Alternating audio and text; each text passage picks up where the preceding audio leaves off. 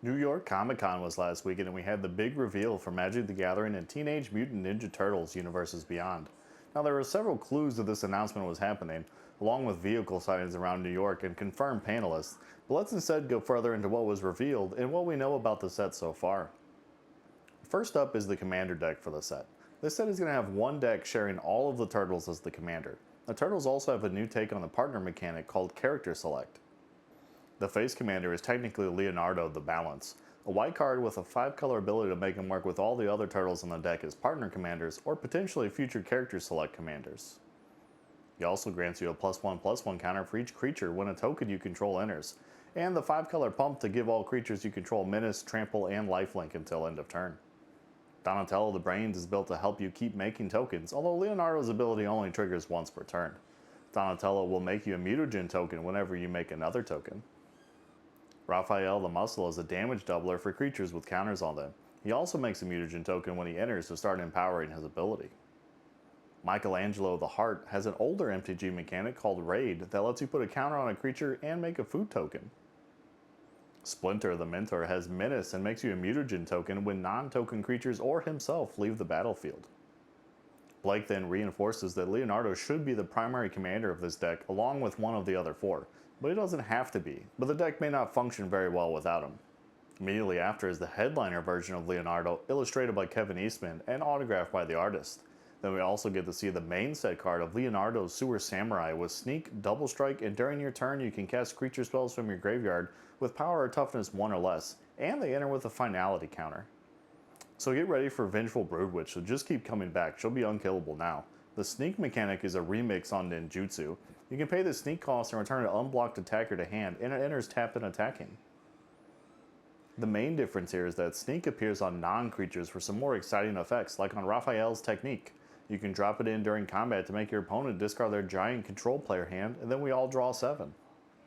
Krang Mastermind is an 8 cost with affinity for artifacts. When he enters, he lets you bring your hand size back up to 4.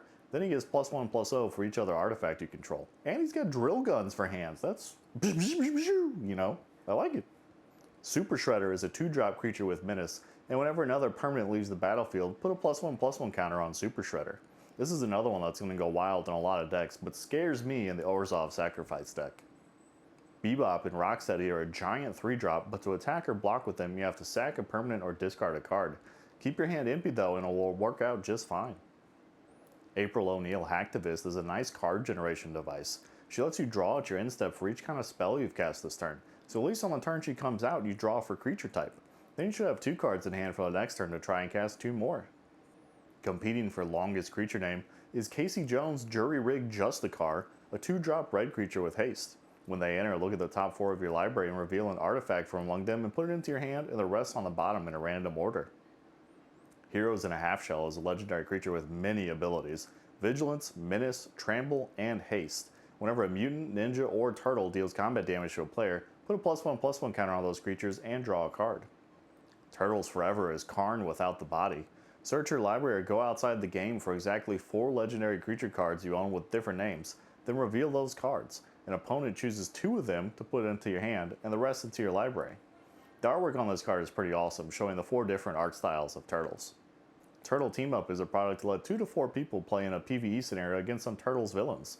These cards will be legal in Eternal formats though. Leonardo Worldly Warrior is in this product an 8-drop that costs 1 less for each creature you control and is a 5/5 with double strike. Donatello Rad Scientist has Vigilance, and when he enters, tap up to 3 target creatures your opponents control and put a stun counter on each of them. Seems like this multiplayer adventure is going to have some fairly decent cards inside of it. Raphael Tag Team Tough has Menace, and when he deals combat damage to a player for the first time each turn, untap all attacking creatures. After this phase, there's an additional combat phase. And if you don't remember, there's no more first, second, or anything other combat phases. There's combat phase and additional combat phase.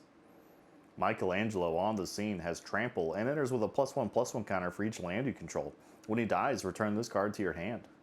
Donnie and April, a Dorkable duo. When Donnie and April enter, choose one or both. Each mode must target a different player. Target player draws 2 cards. Target player returns an artifact, instant, or sorcery card from their graveyard to their hand. It's nice to play in 2-headed giant, or presumably in the PvE mode with your friends. The Boss Krang card is one of the bosses for the PvE mode of the game. we don't have all the rules for how the game is going to work yet. Shredder will be one of the other bosses, along with Rat King the Chaos Bringer. Source material cards are coming back with the Turtles as well. There will be 20 cards pulled from comics. The only one shown so far is Doubling Season. The pizza lands are also here. Sounds like people are pretty divided on these, so give me your best pizza ASCII arts in the comments and say which side you're on. The pizza bundle will have a collector booster, some special art cards in them with pizza art, like this Dark Ritual. I assume that this is the gift bundle for the set, as it isn't explicitly said by the host. And that's it for pizza reveals in Teenage Mutant Ninja Turtles. I know we just had a New York City set, but I don't feel like there's as much negative energy around the set as there was for Spider-Man. I hope there are a lot more good cards to be revealed and some meta-shaping mythics. I hope you enjoyed this video. Thanks for watching, and take care.